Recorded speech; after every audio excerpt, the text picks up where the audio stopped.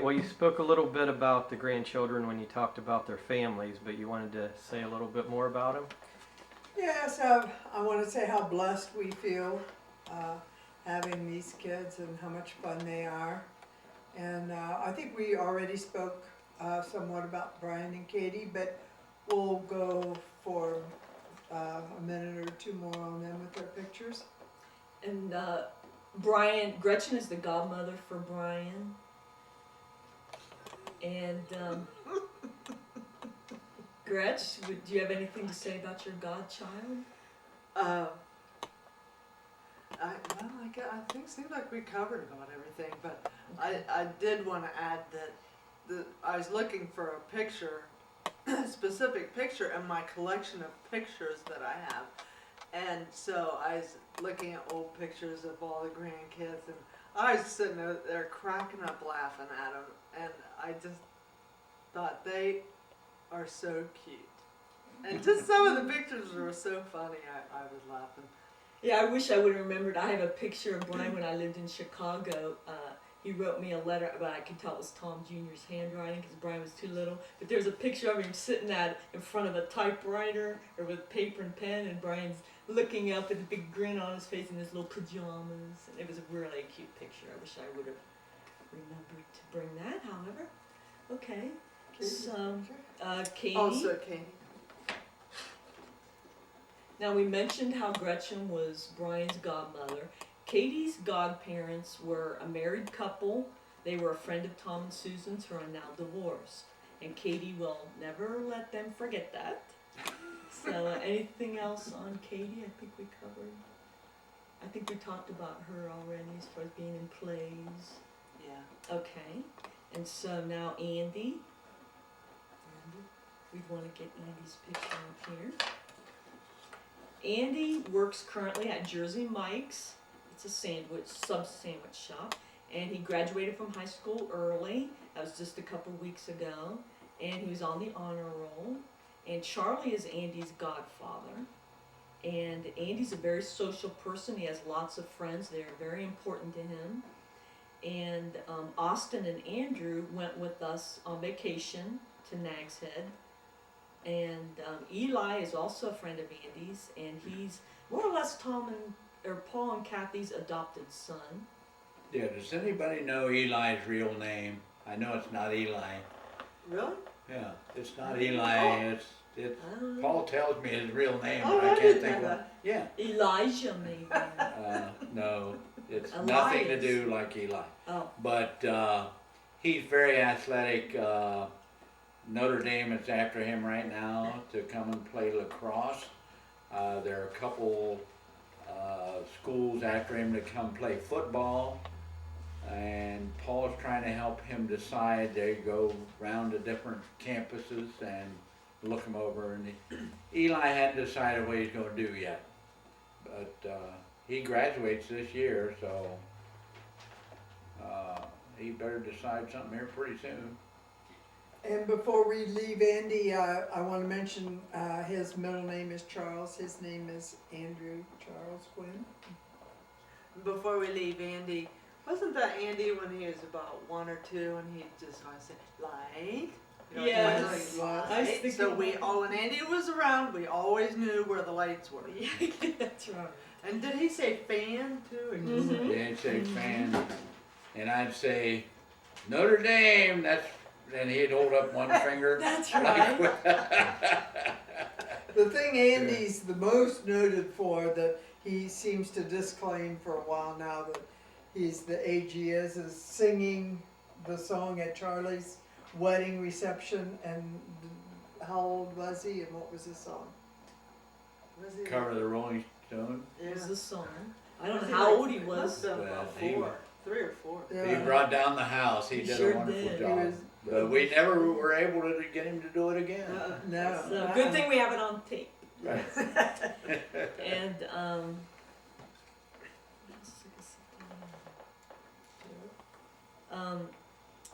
Joey is on the swim team, and he plays lacrosse and football and basketball, and I am his godmother. And Paul coaches the boys in all of these sports. He has quite a bit over the years. And anybody else? His middle name is Edward, and that's after Kathy's father. And Okay. One more thing, I remember what I wanted to say about Andy, just to backtrack about Andy. Another saying is Andy would always say, "You're in trouble." And then Paul would say, "What kind of trouble?" And Andy would go, "Big trouble." And that was always cute. Well, wasn't it Joey that had the shoe fetish? When he was little, he's always going around wearing everyone's shoes. oh right, now he And you wears guys say shoe? now he wears no shoes. He's kind of like Grandma, always has his shoes on. And probably one of the memorable things about Joe is he was always a risk taker. Oh And yeah. is never afraid of anything, and he fell off in Chicago when they were visiting Kathy's sister and broke both arms. And Kathy had to do an emergency run to Chicago. Yeah, and I always remember him on these front steps out here, the concrete steps. He'd stand there and fell backwards down the steps. I don't even think he cried.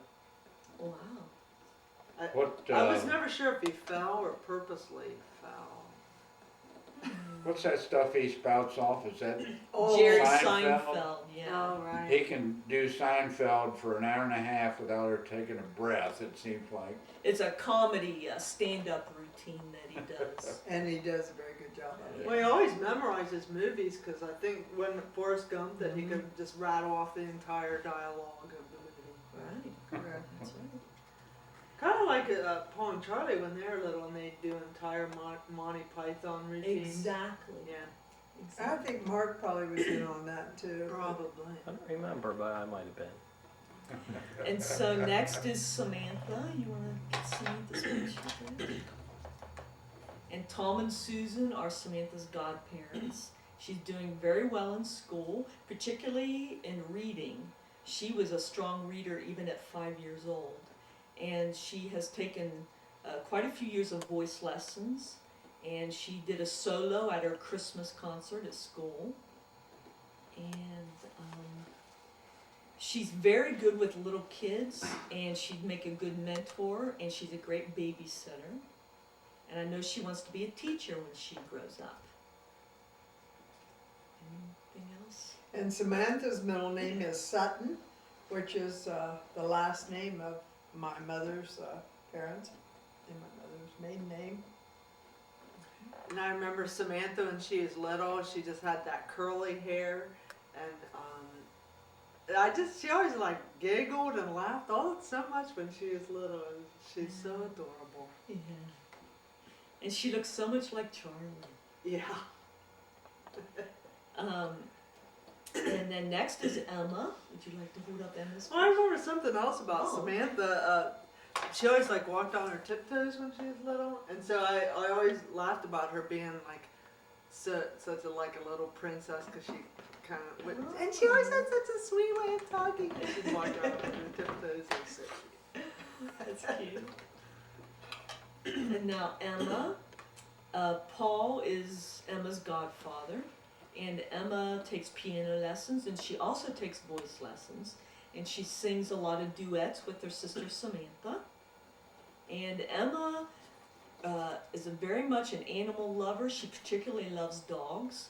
And Emma is quite the game player. She likes to play different games, whether it be cards or board games or anything like that. And Emma's middle name is Mayer, M-A-Y-E-R, which I believe is Cynthia's maiden name, but at least it's a last name of somebody in Ian's family.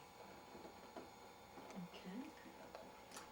One thing I always remember about Emma is she was probably like about 4 or 5, and Marie was just a couple years younger, and they were sitting at the dining room table, and Emma says, "Can you believe how well Marie talks?" And I just burst out laughing because Emma wasn't too much older, and I was thinking the same thing about her. I just burst out laughing, and Emma looked at me like, "What's so funny?" Emma's wearing glasses now, and she's just perfect for optometrists or ophthalmologist commercials because people traditionally don't like to wear glasses, and I think she's cuter than button-in glasses. Mhm. Yeah. Yeah. She does something for the glasses. And last but not least is Abby. And Gretchen's holding up Abby's picture. Patrick is Abby's godfather, and Sarah, Ann's sister, is Abby's godmother. And Abby is quite the dancer. She's a good dancer, and she'll dance for hours. I remember in particular when I was singing the song "Boots Are Made for Walking" in Springfield, and Abby was getting up and dancing in front of everybody.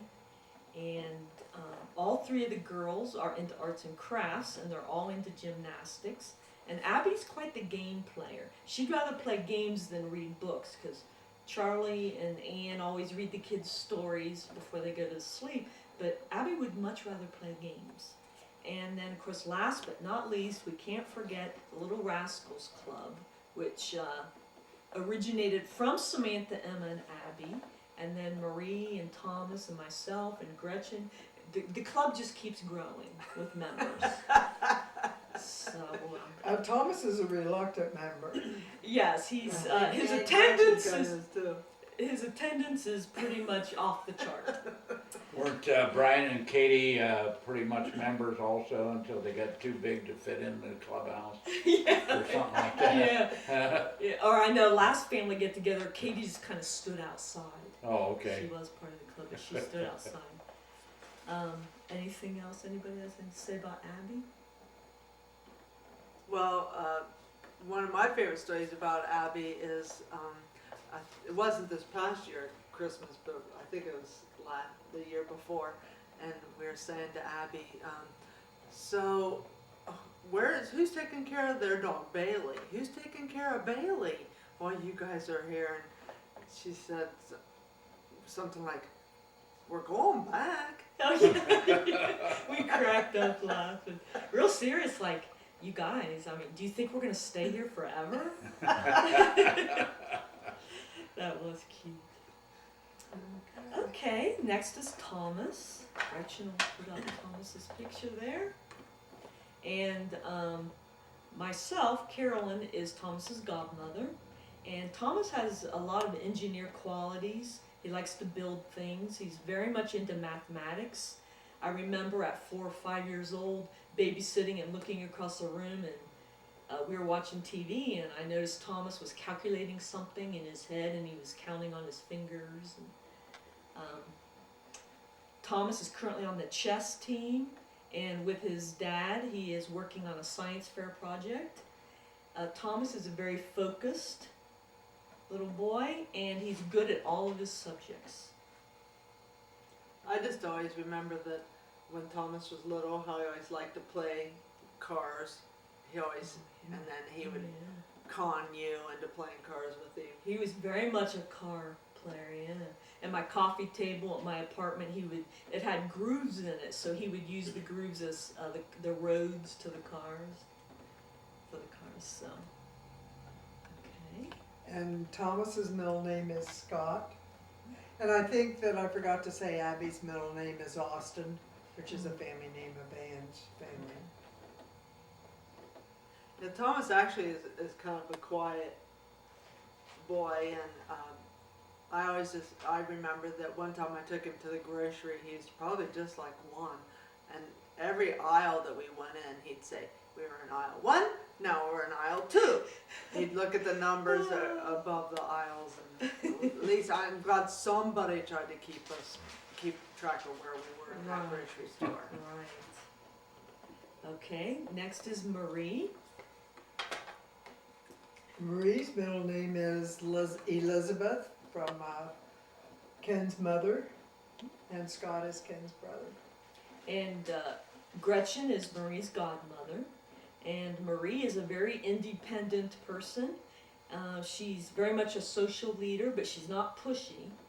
And she's into gymnastics. She's a creative little girl, into a lot of arts and crafts.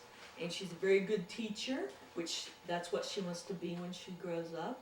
And she loves her stuffed animals, particularly cats she's fond of. But we can't forget her little dog stuffed animal Spot and her kitty stuffed animal Fluffy. Yeah, well, it would be hard to forget about Spot since every card that Marie made us had Spot on it. That Mom Dad's anniversary quilt has Spot on it. It's true. Spot was a favorite for a long time. I think Marie went through 3 Spots. Well, there is that story about Marie losing Spot in Michigan, and it was pretty traumatic. Emma had to give up one of her Spots. And then since she came up with 3 Spots, there was like antique Spot, there was current Spot, there was middle Spot. I know she had 3 and she had separate names for them. Marie is very much interested in cooking. She watches a lot of cooking programs on TV, and she actually studies, the ingredients, and is just glued to the program. I mean, she's really interested in that. And both Thomas and Marie do a lot of swimming. And one current memory I have of Marie, this happened just last Christmas. I overheard her talking with her brother Thomas in the living room, and Thomas was upset because he lost some of his foam bullets to his gun that he just got for Christmas. And I overheard Marie saying, "Well, Thomas, there is no solution. There's just no solution." And I just thought that was adorable. Well, she is such a little mother to Thomas because, like I said, Thomas is so quiet. The only way we find out what's going on with Thomas is because Marie blabs it. And so she'll tell me that on Thomas's allergy test, his cats came back 2+, or was it the dogs? I can't remember. But she's always more worried about Thomas's allergies than Thomas is. And she's saying, "Thomas, you got to think about your allergies." I think that's... Oh, one other thing about Marie, because I thought this was so funny. Last Christmas, I gave Marie a little suitcase, a Barbie suitcase, so that when she came to visit, she could wear put all her clothes in the suitcase.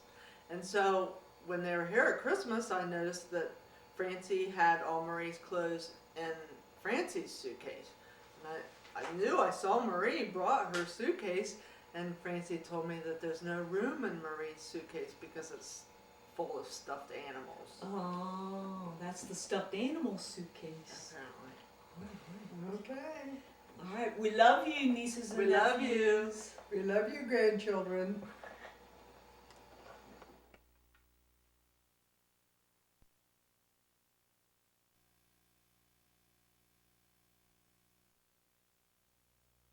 You talk about some of the organizations you've been involved with and explain how you got involved in them and what one you're involved with now.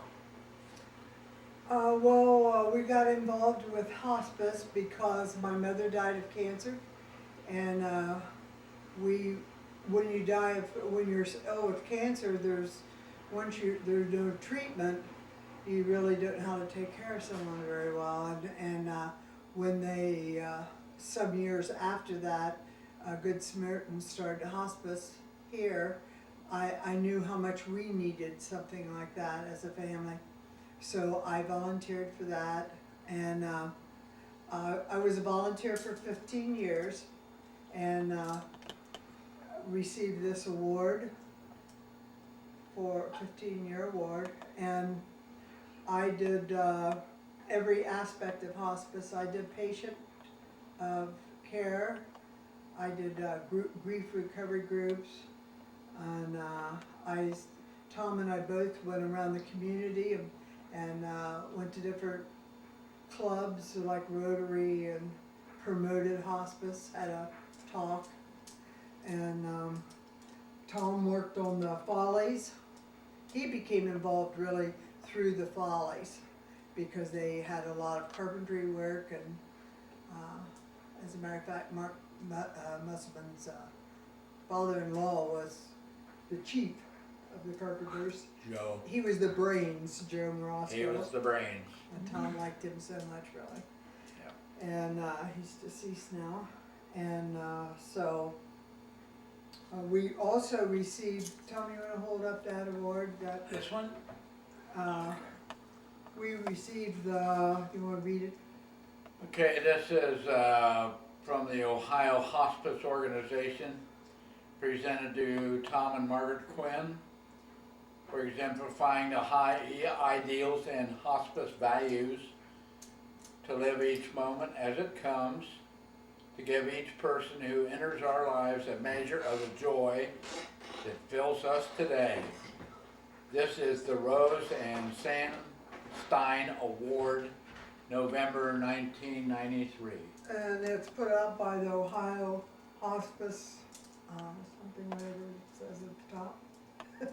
I've Ohio already read Hospice that. Oh, you Organization. did? I didn't think you did. Yeah, Okay, we sorry read about that. Uh-huh, That good? uh-huh. You wanna talk about Sackerson? Oh, are you ready for me? Oh, now? wait, we didn't do that, did we? Which is indirectly, I think, for our hospice work. We also received the Bob and Dolores Hope Good Samaritan Award in 1997, due largely because of our hospice work.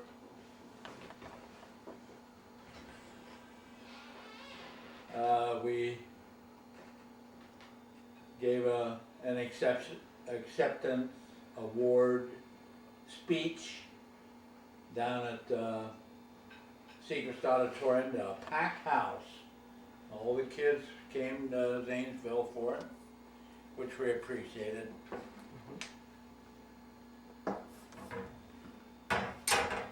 Now it's Sackerson?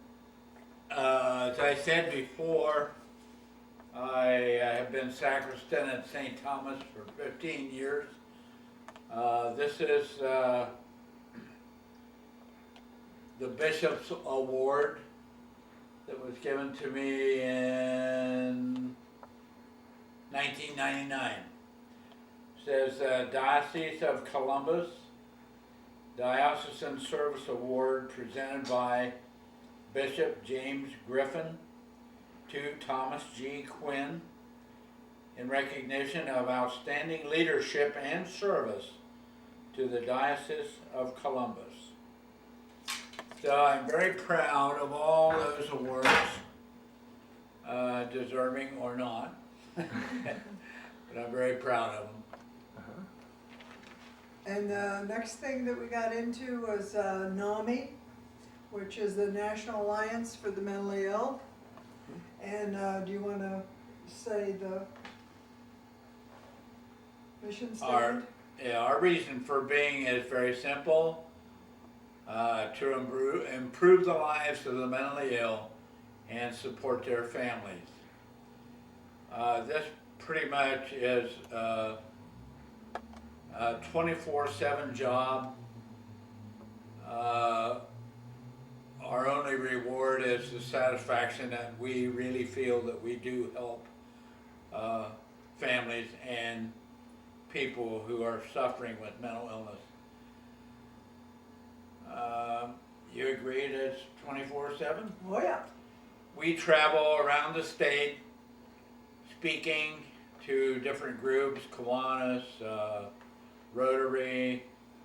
We were at Sertoma last week. Many of them we take Pat with us. They are very respectable when we're up there talking, but the one that really knocks their socks off is Pat. If he doesn't show up, they ask us where he is. Because he is the reason for being for us. And he just does a wonderful job at it. After high school, Pat came down with schizophrenia, chronic schizophrenia, and it was a long, hard road for us, and for him, and for the whole family. Did you want to say anything particular about it, Karen? Just that I am just very proud and very impressed with Mom and Dad's success in this, and I've witnessed in the past year or so coming to Zanesville to their home on a regular basis, and seeing the phone calls they get from the families of the mentally ill, crying for help, and I just am amazed at Mom and Dad's ability to help these people. Okay.